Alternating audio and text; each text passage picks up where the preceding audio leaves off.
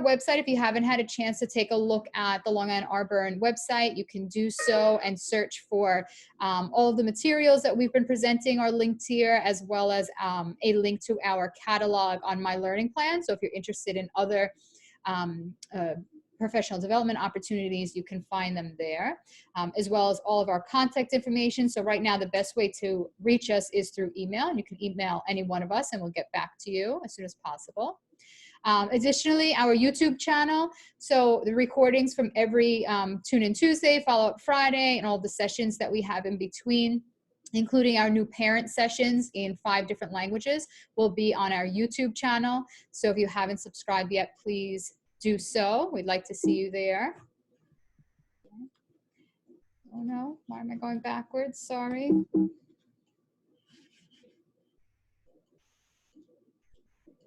Okay. All right. My apologies.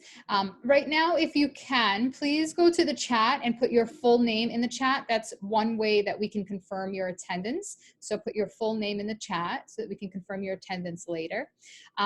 This afternoon, we have Genevieve Mack. She is the outreach director from Panorama Education. She's going to be sharing with us different strategies and activities for social emotional learning, and also ways to measure the impact and the growth of your students. We also have Brianna and Ashley, as well as Kirsten and Adrian from the Long Beach School District.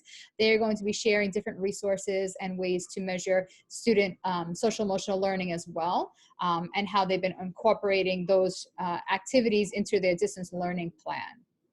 All right. And so one of our essential question is, if we are, implementing all of these different activities for social emotional learning with our students, how can we measure and monitor that they're actually growing and it's affecting them in a positive way? So I'm going to stop sharing my screen. Is Genevieve here? I think I saw her, right? Yes, I'm here. Okay, hi. Yes, hi, how are you? I'm doing well, thank you. So I stopped sharing my screen. Great. So now you can share yours. Perfect. I will do that. And I'll be on mute, but if anyone has any questions while Genevieve is presenting, put it in the chat. And then Genevieve, when it's, when time is allows, I will ask you those questions that participants may have. Okay, it did say that the host has disabled attendee screen sharing. So I don't know if you have to do something so that I can make you a co-host. Let me see here. Maybe. Let's see if that let me do it. Yeah, there we go. Thank you. There we go. Great. All right. You should see my screen that says Social Emotional Learning, Panorama Education. Yes. Okay, yep, perfect. Excellent. Thank you so much for the introduction. I'm excited to chat with everybody today. As you heard, my name is Genevieve. I'm on the team here at Panorama Education. I have a soft spot for all of you Long Islanders. I come from a long line of Long Islanders. A lot of my family still lives out there, including some of my cousins actually who went to the Long Beach School District. So that's a fun little coincidence. So excited to chat with you today and share some more with you about Panorama. I have one of my other colleagues on the line, Tommy, is here also to take some notes and answer any questions as well. So feel free to direct questions to either of us. And I'm going to take about 20 minutes of your time just to summarize for you what Panorama does and how you might be able to bring these resources to your district and how you might be able to bring them into your school and classroom right now. Many of you may have heard of Panorama before. We are there we go. We are an organization based out of Boston. We have more than 180 staff members, and our primary mission is to help schools measure, understand, and act on data. And that social emotional learning data is at the forefront of that. And we are currently working in more than 11,000 school districts, and we're serving more than 50% of the students in New York State. So one of our biggest clients, as you can imagine, is the New York City Department of Ed, but we are working with a ton of other clients across the state to do a variety of different things. And those different focuses of the work fall often into this whole child approach to education. So what we're going to talk about today specifically is Panorama's social emotional learning tools. So a lot of times folks have said to Panorama, we want to be able to better understand the social emotional learning skills, competencies that are strong predictors of student success, but they're really hard to measure. So that was the impetus to create Panorama's social emotional learning survey tool. This is a survey tool that school districts or single schools will purchase to assess student skills in these areas. The questions that go along with these specific topics are all research-backed, valid, and reliable tools that we built in partnership with the Harvard Graduate School of Education. So the survey tools themselves are available in a variety of languages, knowing that you're all EL teachers. We do have the tool available in this, I think we're in 8 different languages for the SEL tool at this point. And the questions that we've created are all free and open source. So if you're looking to understand, let's say, self-efficacy, social awareness, and grit of the students in your class, and this is not something that your full district has initiated or is interested in, you can take those questions off of our website, and you'll get a link after this meeting with those resources. And you could throw them in like a Google form or a SurveyMonkey and have your students answer the questions about those skills. Similarly, we have what we call a teacher perception of students tool, where a teacher could answer a really short survey about a particular student. So you can better understand how the skills are developing in students that might be too young to answer those questions themselves.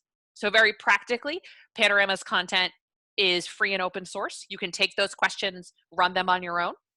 We do have an online platform that is provided on a subscription basis. So it's something that potentially your school or your district would be interested in subscribing to. And it would give you access to this data in a clear, clean, timely, and actionable manner. So big picture, you can see here what it would look like. You'd get your data back on social emotional learning at the district level, school level, classroom level, and individual student level. You'd be able to see an individual student's report on social emotional learning, and this would be generated for you. So you could track students' progress over time. And there are what we call Panorama's Playbook, which is an online resource library that has strategies that teachers, any educator in your building can use to help supplement building these skills. So the intent here is to help you very easily collect this data, understand this data, and act on this data. So all of these pieces are part of that subscription, but very practically as a teacher, you could take these questions and throw them into a Google form if you wanted to get this data, something that you look at more quickly before a larger partnership. The other piece that I want to just flag, and this is, an example of what the Playbook tool looks like. So there are third-party organizations like Second Step or Open Circle that have submitted these, and these are resources that any of your staff would have access to. We do have a set of questions that are more focused on distance learning that we just released, focusing on student well-being. And again, those are questions you could take and throw into like a Google form or a SurveyMonkey to better understand how students are doing during this unique time.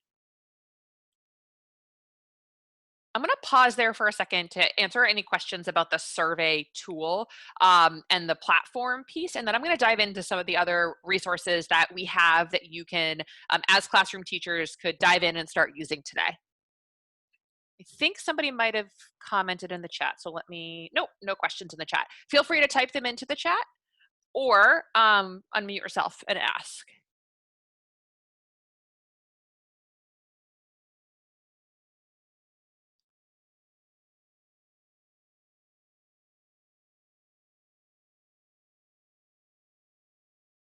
Okay, I'll keep going, but if questions do pop up, please holler.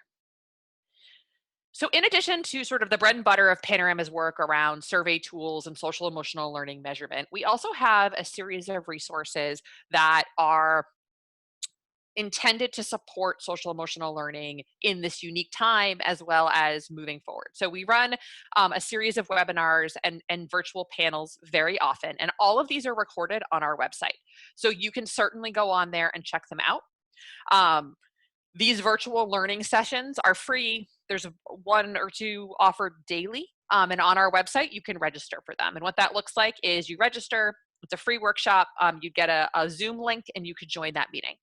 A couple examples of these are a social emotional learning mindfulness workshop, as well as a workshop on supporting multilingual learners in a distance learning setting. So knowing that you all are working with EL students, that might be something of interest.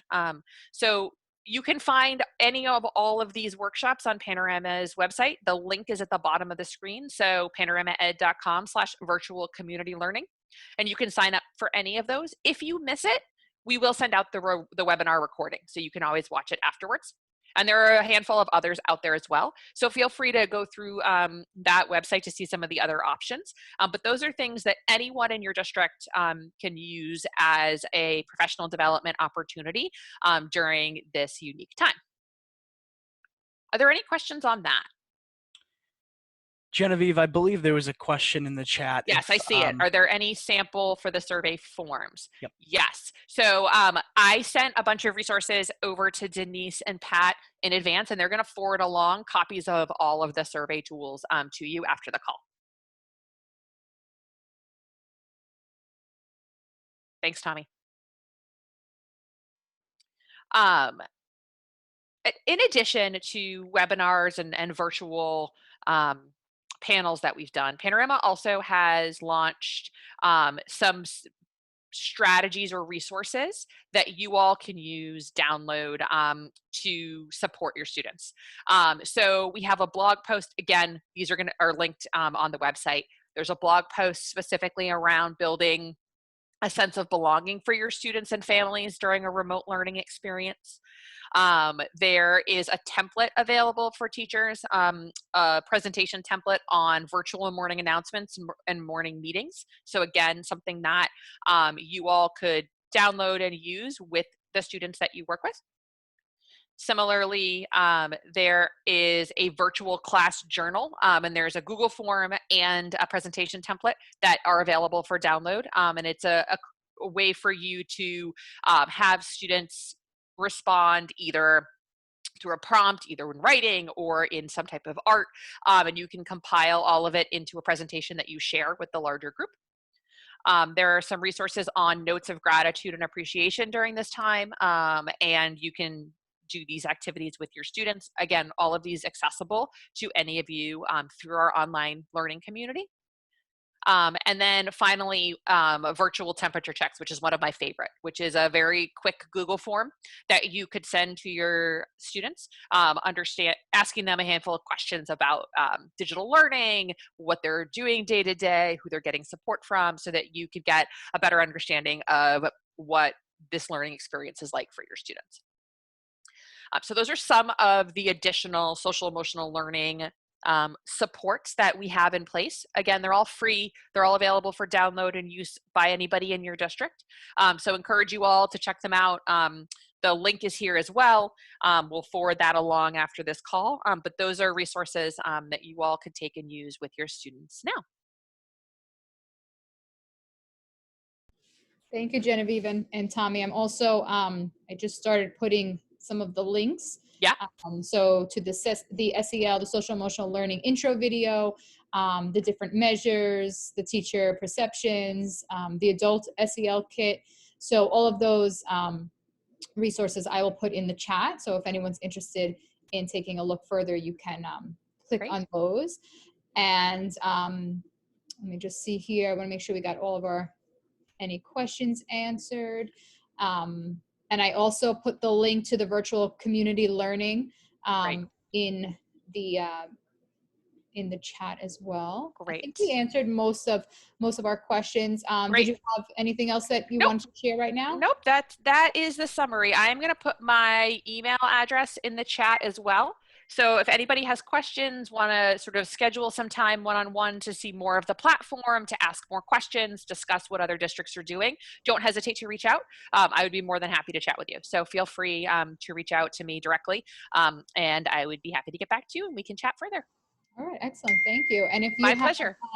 this here, the last resource that we're looking at right now, the virtual temperature checks, if you, just because that link is not something I can copy and paste, but if you want to throw that in the chat as well, I'm sure Yes, I will. our I participants will pull up, I will send up links to for both of these for you.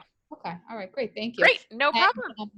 And so as we're implementing these different strategies that we've shared last week, we had a discussion on Tuesday and our discussion today and what our Long Beach friends are going to share.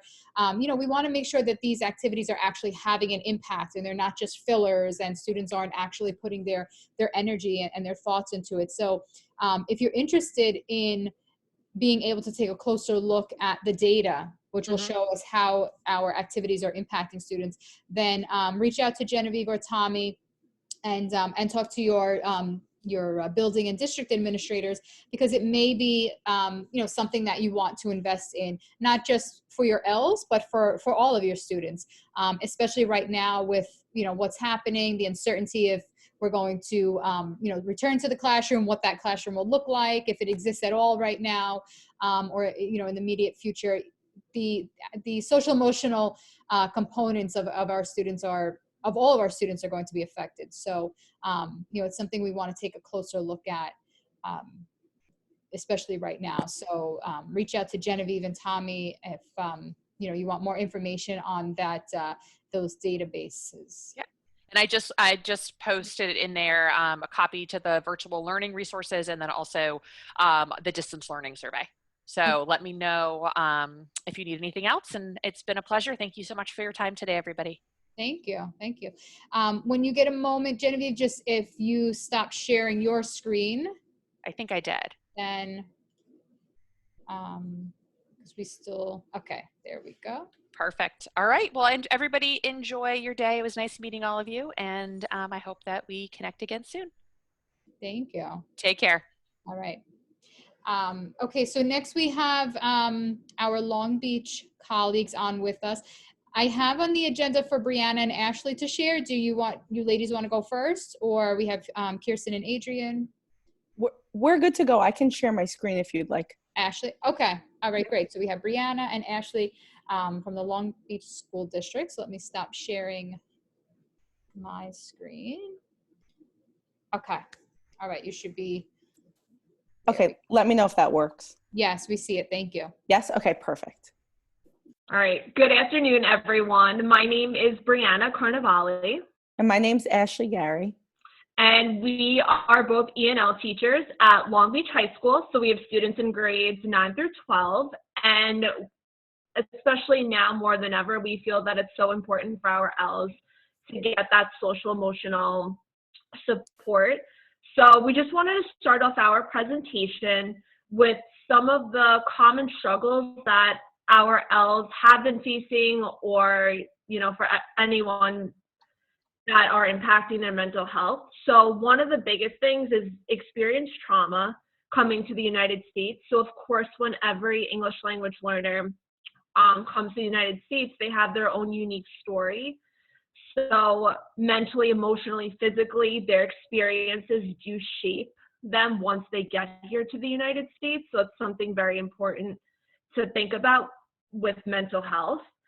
Also, some of our students are meeting a family member for the first time in the United States who they didn't necessarily grow up with in their home country. So with the new family member comes new rules and routines at home versus how they were raised in their home country, which of course can cause a whole bunch of obstacles and different situations that as teachers we need to be very aware of and can also impact mental health. Additionally, a lot of our students are trying to manage work and at the same time their schoolwork and to achieve their diploma and to create a future here in the United States. But of course, trying to balance both is not necessarily the easiest thing to do. So these students need money to pay for their lawyers. They work extra hours on the weekends. They work after school to support their family here in the United States and contribute. They send money home to their families to support them back in their home country. So that, of course, also impacts their mental health and how they might be physically in the classroom, depending on, if they worked long hours the night before. And then finally, different at-home learning challenges. So when the student is at home, we don't necessarily know, are they living in a one-room apartment? Are there 4 other family members living with them? So these small nuances do affect their mental health and how they are in the classroom. Yeah, and of course, as Brianna said, there are ways to help. So our responsibility as educators and as teachers is to make sure that our ELLs and the families are aware of the different resources that we have. So whether it's the social workers or teachers or guidance counselors or principals, just making sure that the family, if they need help, that they get the help that they need. Our district also offers parent workshops where parents can learn about, what their rights are and how to use Zoom and how to kind of like what's going on with coronavirus also in today's day. And then as teachers, we can help our students focus on mindfulness activities. So focusing on positives, encouraging journaling, and community outreach. So our district's been providing a lot of clothing and food donations to families that are in need that will, of course, help support their social emotional learning because it starts at home. So one thing that Brianna and I have both incorporated into our ENL classes is my stay-at-home journal. And this was adapted from a resource I found on Twitter, actually. So basically, it's just a way for our students to really document how they're feeling, and it gives us as their teacher an insight into their day-to-day life at home. So how they're feeling, what do they see when they look out their window every day? What are some of the foods that they've been eating? And then also, like, what good has come out of this coronavirus and this time at home, because it is such a negative time.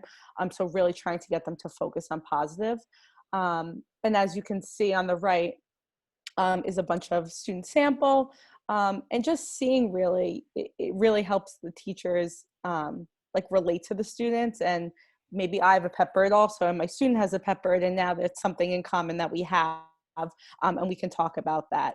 And also with Google Slides, co-teachers can both collaborate on the task, leave comments, and of course there's ways to differentiate this for different ENL levels. Yeah, so that's a really important point. So Ashley has the entering ENL students and I have the transitioning. And it's a great tool to use for both levels. So for my students, I would expect them to write a paragraph. We would both give them writing checklists. They would have to color code their sentences. Do they have a subject, verb, all the sentence components? So it is a great way to, start off communicating with them with their emotions and how they're feeling, but then also turn it into a productive language-based activity that just reviews and recaps different ideas that they need to be productive writers. So something that I created for my students was a social emotional learning choice board. So I got the idea based on this one graphic on the left side of the screen, just talking about different activities at home that the students can use to build their skills. So a couple of the graphics and the ideas I wanted to turn into an activity. So on the right, I just came up with a couple activities that the students can do with their families, by themselves, and a lot of these activities can be turned into Google Classroom assignments, and you'll see Ashley turned a couple of them into assignments. So for the first one, a neighborhood scavenger hunt. So something as simple as this, which has so much language in it, encourages not only for a student to take a break, get out of the house, or even just to walk around the house. You can have different vocabulary lists for what you want the students to focus on. But something like this just gives the student an opportunity to talk, to write. So for my transitioning students, I would have them, of course, identify the vocabulary words, but then also maybe record a Flipgrid and talk about their walk through the neighborhood with their parents. How did it make them feel? How is their behavior, their mental state changed from when they were sitting at the computer to now? Are they stress-free? Can they think a little bit more clearly? So something like that, a scavenger hunt, is great. And the vocabulary list can be adaptable to house vocabulary in different rooms in the home if they don't want to go outside. This I just thought would be a great alternative now that the weather's getting nicer for them just to go outside and give them some guidance. The second resource is more of a teacher resource, but I have found a lot of great ideas on this one website that I just wanted to share with everyone.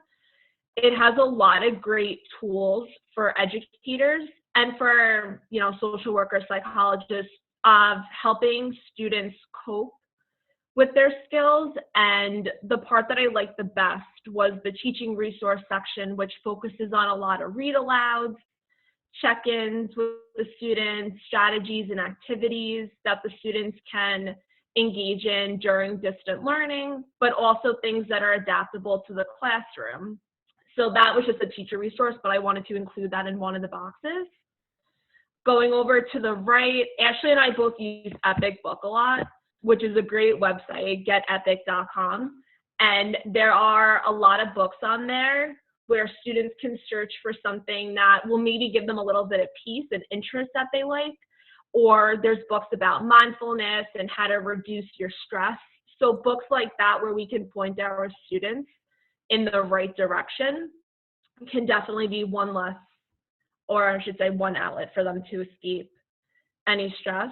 The next one is online coloring. So of course, everyone loves coloring, but this was a really cool website because I know a lot of our students love hands-on activities in the classroom. So this is almost like an online coloring book where students can choose an intricate design and then click on the different spaces and colors. So again, a quick escape from doing schoolwork for a little bit, clear your mind, color. The next one is an emoji mood tracker. So Ashley will talk more about that later. The next box, transport your mind. Now that we're all, you know, teaching from home, there's so many resources on virtual field trips where a lot of my students were just craving that warm weather, and, you know, they were writing back to me, we can't wait for it to be nice out, we're stuck in the house. So I found this one website that has so many resources based out of California. So students can visit the San Diego Zoo, they can do webcam activities, they can go to amusement parks, the aquarium. And again, these are all language building activities which can be turned into an assignment. The bottom column has a gratitude challenge. So Ashley will talk about this more, but basically it's a calendar with 22 days that it covers, and then the other days you can add something different, but it allows the students to take the gratitude challenge and, you know, journal about it, record a Flipgrid, something that makes them appreciate the small things in life and really focus in on what they do have during a time like this. And then the final two boxes kind of go hand in hand. Just a short little YouTube series. There's one subscriber who does all yoga poses and steps and whatnot for the students. So there's a link for yoga and for meditation, which I find if I put that in one of my slides, the students can take a quick 5-minute break and just really follow the directions. It's a good listening activity. It's visual. They have to pay attention to the steps. You can also incorporate like a word bank or something with the vocabulary. So those are just some of the choice board assignments. But again, we've taken certain like boxes and turned them into assignments. So if you do want more information on that, we can definitely send you things, and then Ashley will talk about it. Yes, definitely. We can definitely share out these resources. So as you see, Brianna had her options like an SEL choice board, but there are ways of incorporating maybe one of these boxes as even like a week-long unit or a mini unit. So for something in my class, I took the gratitude journal and I made it very similar looking to my stay-at-home journal. I find that when I do have routines and my students just can grasp it and they're familiar with the format. So I took the gratitude journal, Day 1, be grateful for what you have. And I also have the prompts in Spanish because it is social emotional learning. And even though our students are learning English, I do want them to have that slight comfort in their native language while they're expressing their feelings. And for my entering and emerging students, maybe I have them write for students. And Brianna will talk about, how she differentiates at the transitioning level. But it just says, take 5 minutes, write about all the things that you're grateful for. And then the good thing about Google Slides is at the bottom in my presentation notes, I can have sentence starters for my students. So when students are practicing their English, I have the prompts and I have the sentence starters and the scaffolds ready for them so they can succeed. So like day 2 might say, be grateful for everything around you, write about who you're living with. And then this is really gives me a little bit deeper insight as to who they're living with, what they're grateful for. And it really helps me relate with my students a lot more. So this is student work, as you can see. And then just one more example for day 3, be grateful for who you are. So I feel like with social emotional learning, it's important for students to really, what do you love about yourself? These are things you love about other people, but you really have to focus on yourself. And that comes with like the positive self-talk and all of that. So what do you love about yourself? And then this gives the teacher an opportunity to also comment on the student's strengths. And it really does help build up the students. And I found that when I was conversing with my students via Google Slides and leaving them feedback, you could tell that they were appreciative, that they were able to share something with me, and I was able to, continue to praise them and reward them and add on to their strengths. It also helps to continue those positive relationships. So when we do eventually get back to the classroom, students know that they can trust us. They are confiding in us with some of the information. So it's great for them to be able to, have one less thing on their mind. They can write about it. It's a source of getting everything out on paper. And then it also shows that they respect us, they trust us. And in return, we can kind of be there to support them also virtually and of course in the classroom. Yeah. And then at the end of my gratitude journal, as Brianna mentioned in her SEL choice board, I had my weekly mood tracker. So every day when they would log on and write about their day in their gratitude journal, they also would have to go to the weekly mood tracker and let me know how they were feeling that day.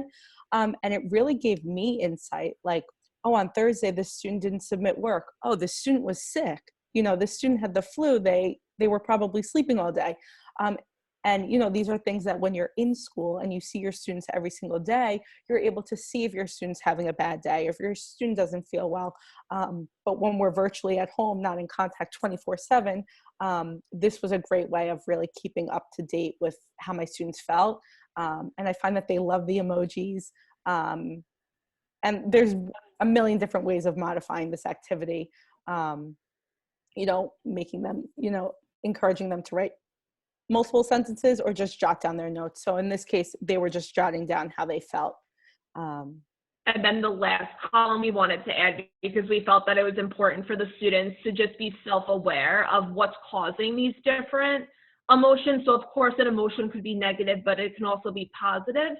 So we wanted to give the students an opportunity to not just comment on their emotions, but also to think about what might be causing those emotions and also what their action plan will be. So if they're feeling happy, well, what can I keep doing to keep that constant level of happiness, from going down to maybe being upset or stressed? Or if I'm feeling stressed, what might be causing these levels of stress? What can I do to combat that? So it kind of serves as like a dual purpose. They're writing, but they're also being mindful themselves. And hopefully this is something that'll travel with them, even when we are back in the classroom, that they can just be self-aware and develop this lifelong strategy. It's important to be in tune with your feelings. Yeah. And then the last thing I had on my, in my gratitude journal, which is what Brianna also had on her SEL choice board, is just like take time for yourself. Like you have just worked, it's time for you to focus on yourself. And again, I have the meditation video embedded in the slides. So it's really simple for the students when they're in this document, everything that they need, the weekly mood tracker, the gratitude journal, the meditation, it's all in one place for them. And they can check back each day to add to it. So that's really the end of our presentation. Thank you so much for listening. And if anyone has any questions. Yeah, there are a few questions. Thank you, ladies. Let me see here. One question was, have you selected a particular group of students to implement this with, or are you doing it for all of your students in all classes? These were for our ENL students in our standalone classes. In your standalone, okay. Because we have some participants who are just thinking about all of their students. They have about, more than 70 students. So they're just wondering, maybe how to modify it for their, for their own social emotional well-being, overwhelmed maybe with 100 different choice So boards. in our standalone, so in our standalone classes, we have about 20 students, anywhere from 18 till about 22. Okay. And those are the entering emerging students, just to let you know. Okay. All right, great. Thank you, Evelyn. And most of the participants just really love everything that you're doing. And of course, they would like you to share. I think you said that you would be able to share everything. 100%. Yeah, we can share everything. The All right. journals and the SEL choice board. Yeah. Do you have it as a, just so that participants can be on the lookout, do you have it as a, like a Google link? Can you share that, or? Yeah, so it'll be three separate Google links that we'll share. Okay. Do you want to put that in the chat, or do you want to send it to Pat and I, and then we can email it out? Yeah, whatever's easier. I just have to get the links for you. Yeah. Okay. Maybe, yeah, if you have a moment before we leave today, if you can put it in the chat, because this way it's immediate. When we're excited about something, you want to take a look at it now, and these are great resources. So Perfect. thank you both. Yep. Yeah, definitely. Thank you. We'll do that now. I'm just checking here, make sure we get all of the questions answered. Another question. I think I just see the last name Ruckman or Rutchman. Do you want to ask your question? Are they on there? Let's see. All right, maybe I do see, but they're on mute. How would you do this with NES without previous education and no parent background education? So that was just one of the questions here. I mean, I guess you have to modify it for each, for your students, for each student. I would even create videos. So if you're implementing, ladies, I'm not sure how you rolled out the choice boards, but we've been talking about implementing the incorporating the flipped classroom, even though it's, we're totally in distance learning right now. But I would definitely create a video showing students how to use the choice board, how to complete the journals. What did you do to roll out using these different resources? Yeah, we did modeling with the written assignments, and then also with Flipgrid videos, walking the students through the different steps, and then also giving them examples of the different activities using sentence starters and breaking it down. Like what Ashley was saying before, one activity could be, an entire week. So one day could just be focusing on the vocabulary for the scavenger hunt. The next day could be giving them a fill in the blank. The next day could then be, going outside, applying that. And then the next day could be reflecting and creating a small video to share your experiences. So slowly working them up, but using a lot of modeling and scaffolding for the different levels is what we did. Okay, great. Thank you. Yeah, I mean, I think there's so many different ways that you can modify it for all of your students, and make sure that all the students that need to be incorporated and get the resources are able to access it. And I see that so Ashley already shared the link to the SEL choice board. I see people are on it, so I guess it's working. That was my question. Oh, you're right. Yes, you're right. I do see people in the shared link. Yeah, great. Thank you. And I'll share the other two, the gratitude and the my stay-at-home journal as well. Okay, excellent. Thank you. And just a reminder to those who are accessing it, make a copy for your own Google Drive, because you don't want to start editing the version that the ladies are sharing with us. So make a copy for your own drive first. All right, thank you. And if you have any other questions for Ashley and Brianna, you know, before we end for today, just continue to put them in the chat. And then ladies, you can hang on for a few minutes until the end in case we have more questions. Of course. Of course. Okay, great, All right, thank I'll you. stop sharing my screen. Okay, thank you. Thank you. Thank you.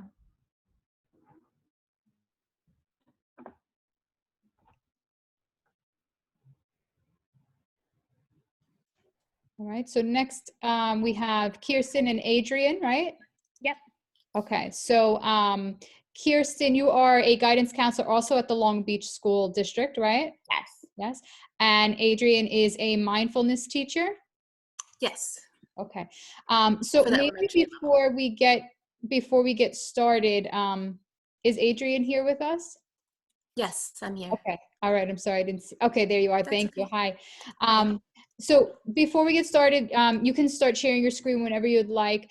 I think that the title of mindfulness teacher is something that some of us may have not seen before. So is that something you can just maybe share a little bit about your roles or responsibilities as a mindfulness teacher?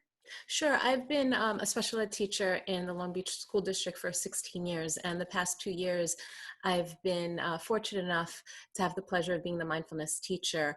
I took a year-long certification program through Mindful Schools, which had allowed me the title to be certified, a certified mindfulness instructor through Mindful Schools.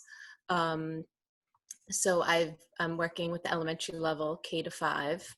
I don't know if you want me to continue. We have this information in our slides as we go Oh, along. okay. Yeah, sure. No, that's fine. Yeah, it's a unique title. Mhm.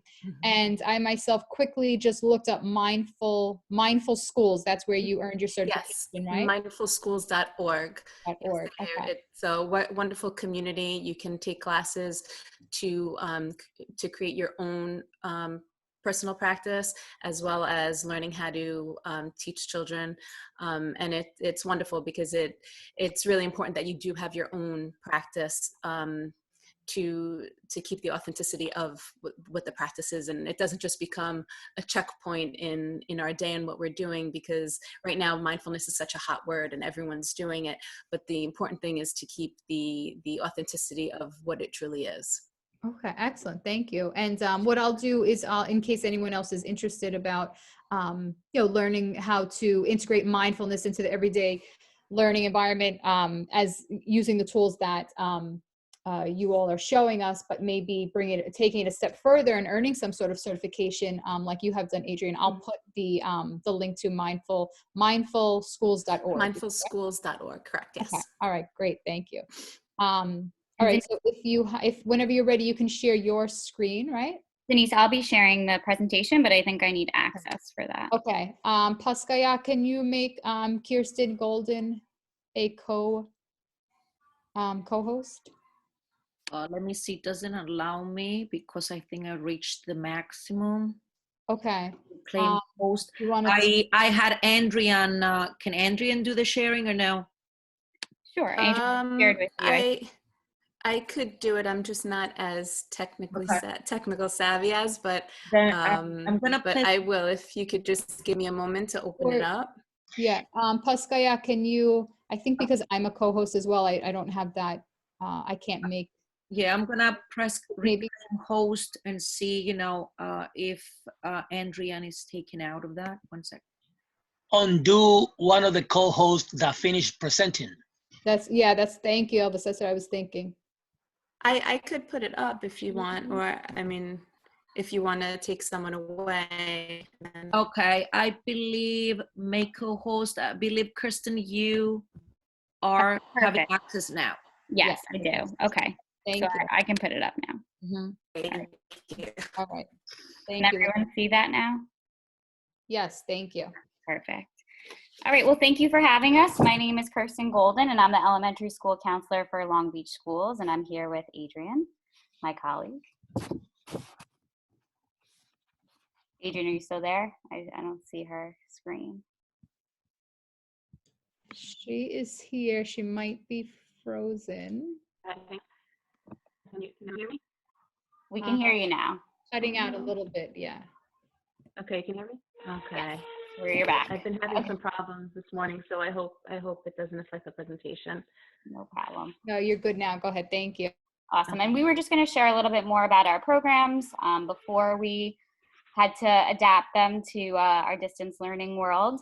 So we'll start. Okay. So mindfulness is paying attention to what's happening right now with kindness and curiosity. So what that means is being aware of what's happening in our present moment, in our external world, of the sounds we hear, things that we see, the smells, but it's also paying attention to what's happening internally of our feelings, noticing sensations in our body, and being aware of it in a way with kindness and curiosity. So we have a tendency to, be hard on ourselves. Why am I thinking that? Why am I doing that? But with mindfulness, it's taking that judgment out, and it's really just seeing things for what they are without the stories that we create in our mind. Mindfulness is not a disciplinary tactic, so it isn't something that if a child's misbehaving, oh, here, practice mindfulness. The practice of mindfulness can help with behaviors. And many people associate mindfulness with calmness, being calm and relaxed and happy. And although that is what does happen for many of us that we all experience, but mindfulness is paying attention to right now. So right now you may not be calm and you may not be happy, but that's okay. It's becoming more aware of how you're feeling, which allows you to make a better choice. It isn't a silver bullet. It isn't something that you practice mindfulness and it's all rainbows and butterflies.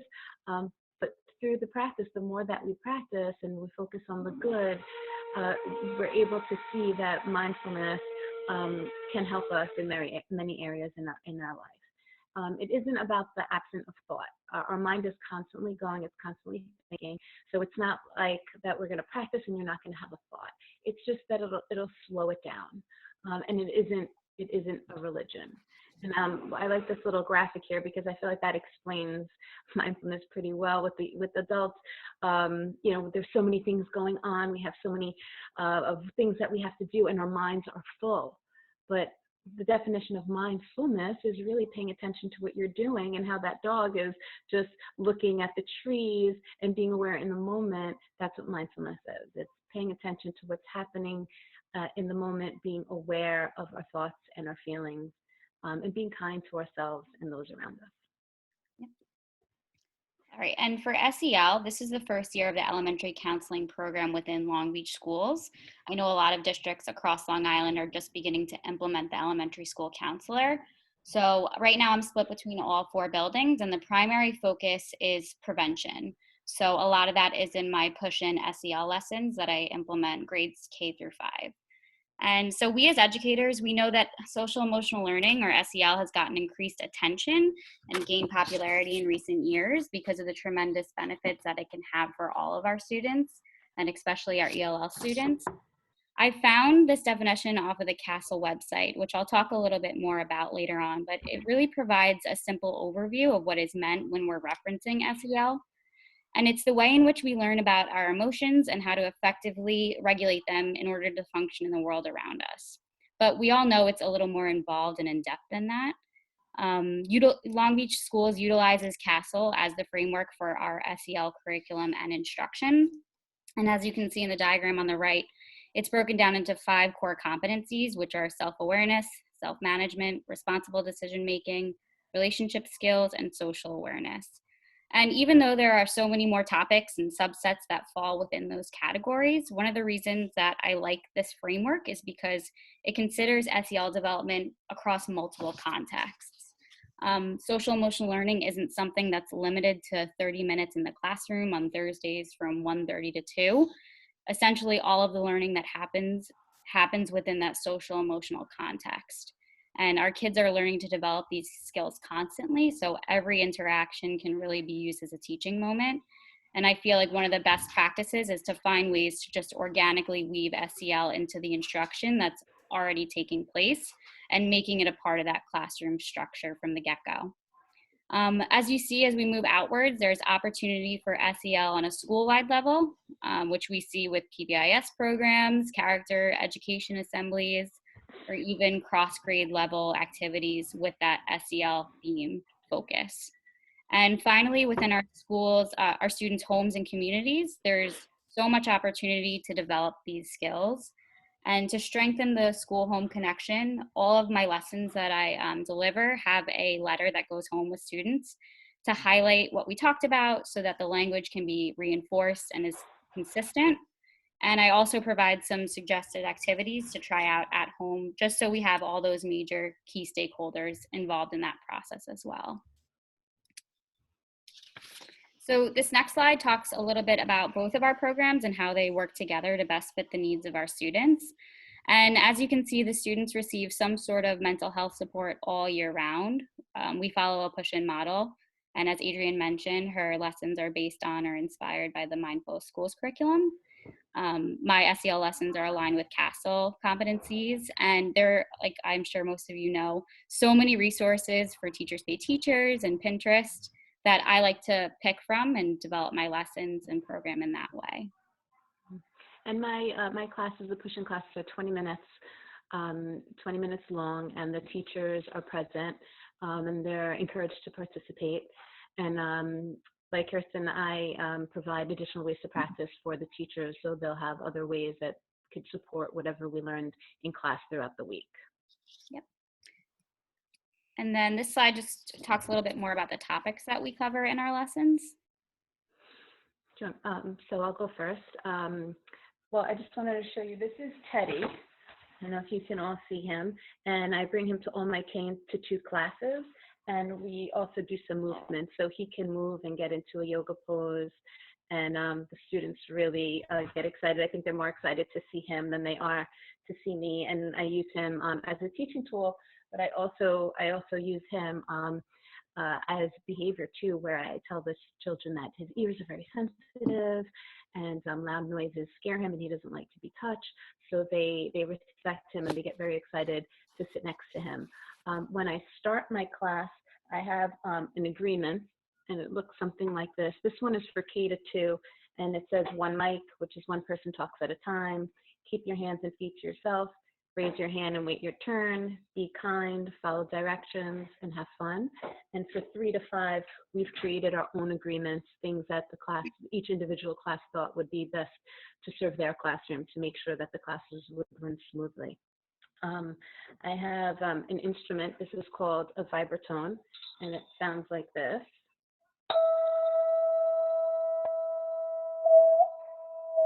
And you can make this sound with it. And I usually call a mindful master to start and end the class, and they'll use the instrument to start the class, and we'll say when the instrument sings, get into a mindful body. And a mindful body is bottom on the ground, spine in a line, hands on your lap, heart to the sky. And if you feel comfortable, close your eyes. If not, gaze down. In the beginning of the year, we started at 30 seconds, and our goal is by June to be able to sit for 20 minutes. And then we talk about the practice. I ask if anyone would like to share how their practice was, or if they practiced since the last time that I saw them. And then I go into a new lesson, and we have time to practice, and then someone will end the class. And some of those topics are mindful bodies, mindful listening, which is paying attention to the sounds. And we notice that if we pay attention to the sounds, sometimes we notice things that we haven't noticed before. We also talk about mindful breathing and how mindful breathing can help us calm down. It can help us fall asleep. It can help us feel happier. We talk about the different parts of the brain, how there's many systems of the brain, but we touch upon 2. The prefrontal cortex, the amygdala, and the hippocampus. So the students learn about why we act certain ways and what we can do if our amygdala flips its lid. We talk about noticing our thoughts. A magic mindful moment is noticing when you're practicing mindfulness. We did a body scan, which is taking a trip around your body, either starting at the top of your head and working your way down to your toes or vice versa, and noticing if there's any sensations.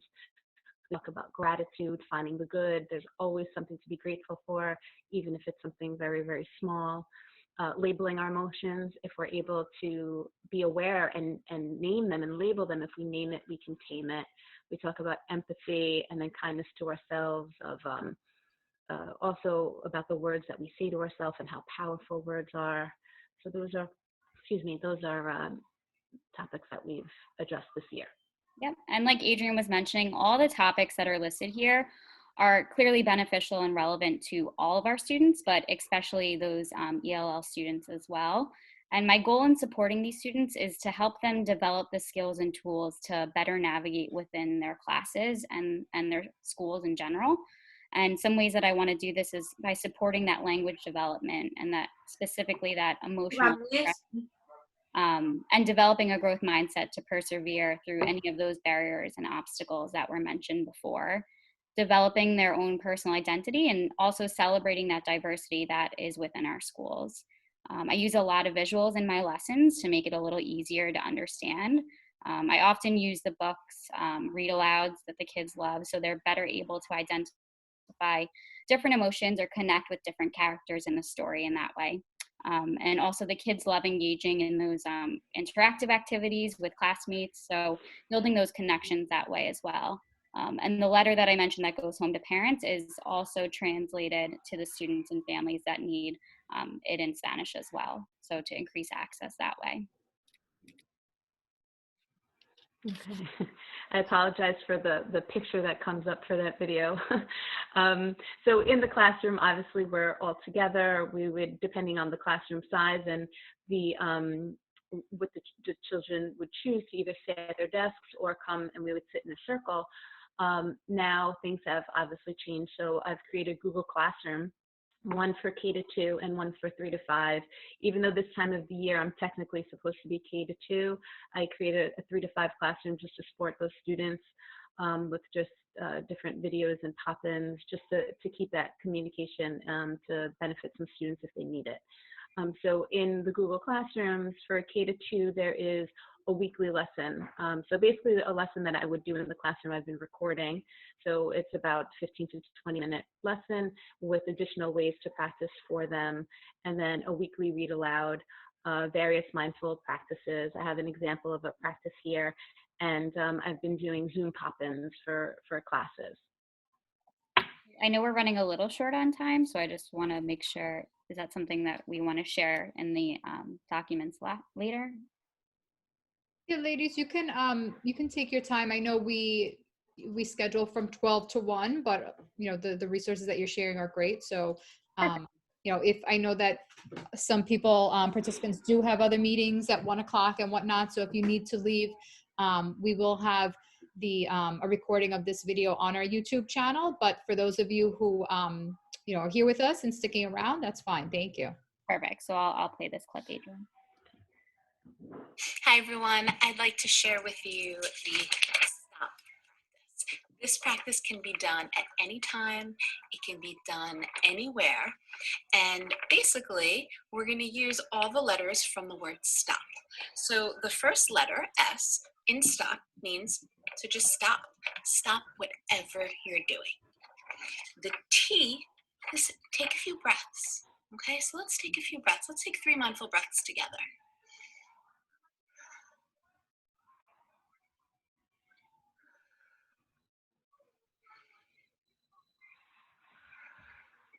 The O stands for observe, right? We're gonna see what we're thinking in our mind and how we're feeling. What emotions are we feeling? And I want you to remember something really important. And this is something that I have to remind myself of often. Just because we think it, it doesn't mean that it's true.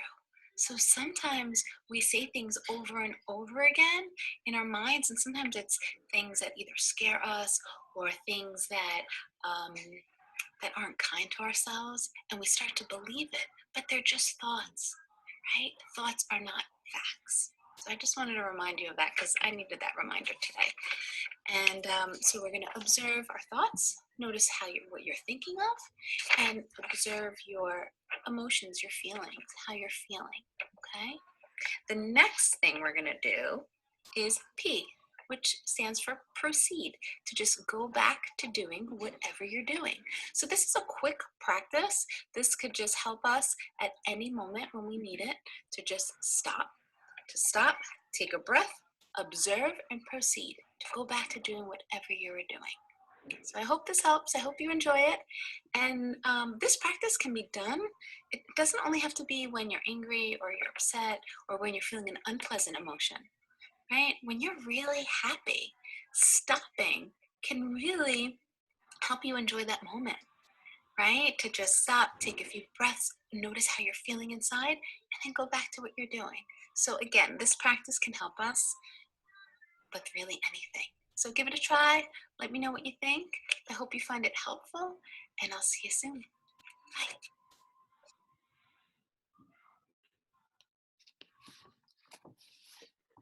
Great. And then, so as Adrienne and many other teachers within Long Beach, Google Classroom is one of the more popular platforms. So I created a classroom as well for students K-5 to join. And every week I choose a theme to focus on, and each day I'll post a brief activity that connects to that theme. So sometimes I post a recorded read aloud to watch, other times it's a game to play with people at home or a craft, and sometimes it's just a couple reflection questions to have them think about it. All of the activities and resources that I post are optional. I know right now the students and families are swamped and just trying to adjust to the new challenges that distance learning has raised. So I think it's really important to note that we need to meet students where they're at, just like we would if we were in our school buildings. Another important consideration that I hadn't thought of initially when we started all this is regarding access.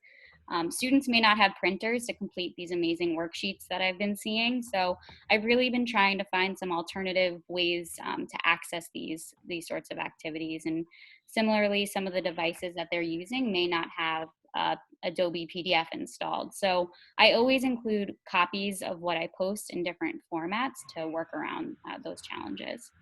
On the same note, the live sessions that I've been seeing teachers engage in are amazing, but some of the students may not have the resources or ability to participate. So anything that I do live, I record and post so it's there for them to view whenever it works best for them. If you're on Twitter, I'm sure you've seen these virtual Google Bitmoji classrooms. This one I created to use as a calm corner for my students. It was really fun to make, and again, it's just another way to connect students with these resources during our time physically apart. And finally, on the right here, you can see I created these virtual mindful breathing boards. I'd be happy to share the link for that as well. And one positive that has come out of these unusual circumstances is that I'm finding new ways to use technology to create resources for students. This is something I had never thought I would be doing, but something I hope to continue once we return back to our buildings as well.